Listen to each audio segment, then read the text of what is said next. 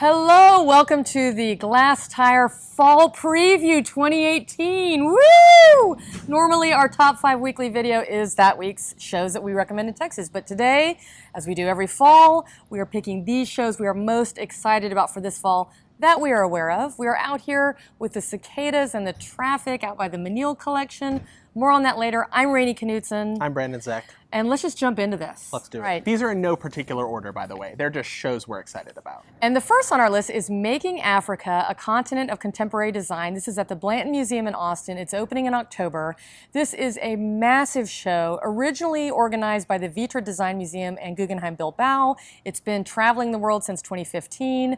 120 plus artists and designers from the entire continent of Africa. So if you think about it, those countries way up there that border the Mediterranean all the way down to South Africa and everything in between. This is a massive undertaking. There will be textiles and fashion and furniture and graphic design and architecture and film and photography and yes, art.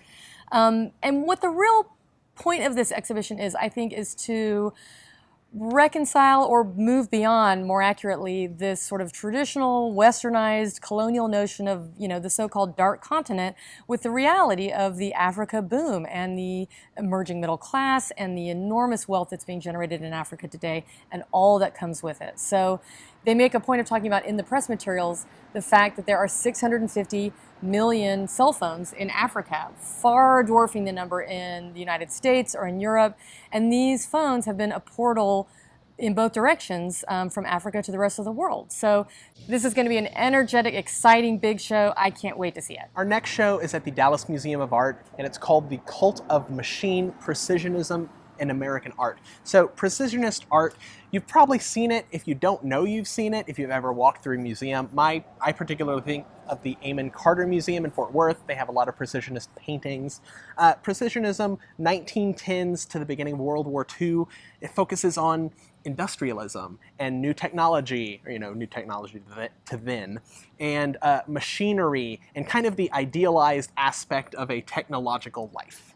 Yes, it's very utopian, think Art Deco, but also sort of the very clean and ordered and controlled style of the time. And so you see paintings of skyscrapers and suspension bridges and factories. And even when these artists are dealing with pastoral subjects, because Georgia O'Keeffe, for example, was considered a precisionist artist, it's with this very clean, minimal, not quite minimal yet, but minimalized form.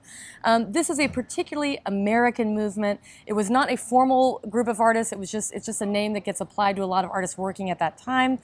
And it's interesting because it's one of the first art movements where you really see photography as an integral part of it. So Paul Strand and Bernice Abbott and Edward Steichen, these are all precisionist artists as well. So, and one of my favorite precisionist painters is Charles Sheeler. Mm-hmm. Well, and speaking of Sheeler, there's a quote of him saying, his paintings describe what a beautiful world it would be if there were no people in it. So not a lot of humanity in precisionist art. It's really about this excitement for the machine age, tempered with a little bit of worry about it, but mostly it's positive. The DMA has got several really interesting looking programs around this. There's an Art Deco talk, there's a couple of architecture talks. Should be a really good exhibition and series of programs. Don't miss it this fall. Next on our list is a couple of shows actually at Art League Houston. So there's a show of Francesca Fuchs of new paintings.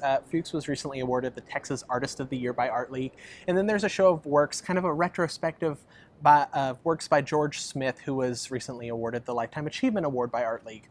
Both of these artists are longtime Texas artists. We've seen their work in countless shows around Houston, around Texas, and this is just going to be a really nice time for Texas artists in Houston, particularly with these two shows. Both the artists are really deserving.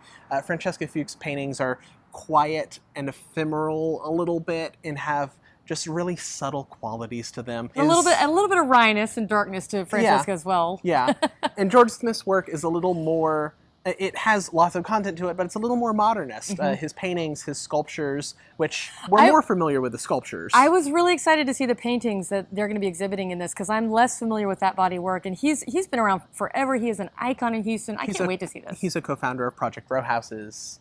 And in line with this, there's going to be a new show of paintings by Francesca at Inman Gallery too, so it's kind of a twofer, so make sure you check that out too. Both shows open in September. The Art League shows are up through the beginning of November.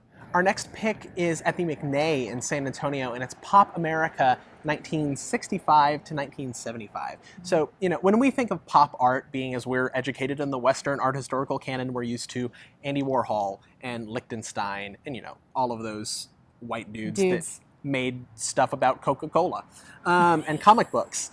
But this show is looking at Latin American Latinx artists that were working between 1965 and 75 that were using the language of pop art to make work that might have had different messages. So, a lot of American pop art was very much about product, or a little more just kind of, I would call it maybe dispassionate, whereas some of the art made by Latin American artists in the pop art movement was a little more political, or it had more of an agenda to it, or is more socially conscious, or, it had all of these other kind of things behind it that American pop art didn't.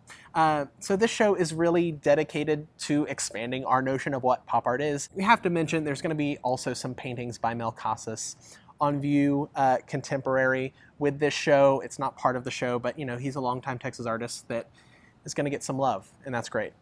Next up, a show we're very excited about, The Nature of ARP. This is at the Nasher Sculpture Center in Dallas, opening in September. It's Jan Arp, Hans Arp? We're not sure. I got to see a show of Jan Arp's work in Mexico City last year. Not the same show, different show. And it was such a wonderful revelation to see all together all these works. Wall works, freestanding sculptures, textiles, and ephemera from, like Cabaret Voltaire, because he was a Dada founder. I'm really excited about this show, and you're a fan. I'm a fan. His career spanned, so many years. I think he was born in the mid-late 1800s and then was alive until, I think, 1966. So, in addition to being a founder of Dada, he created these it kind of seems like a theme for this preview, modernist sculptures, but they're marble and bronze and have curving, undulating forms that are really kind of sensuous. And then his wooden wall constructions are some of my favorite pieces of art. They have kind of weird color palettes, and they're very random. He was a big fan of chance operations, but they're truly abstract and just, they're weird pieces of art. And I like weird art, and this is good weird art. So we are, of course, at the Menil collection here in Houston, which has been closed these seven months? Yeah. HVAC, sprinklers, they're, perennially soft pine floors. But what this has given them the opportunity to do, they have two new young curators. Michelle White is the new head curator, is reinstall the entire collection.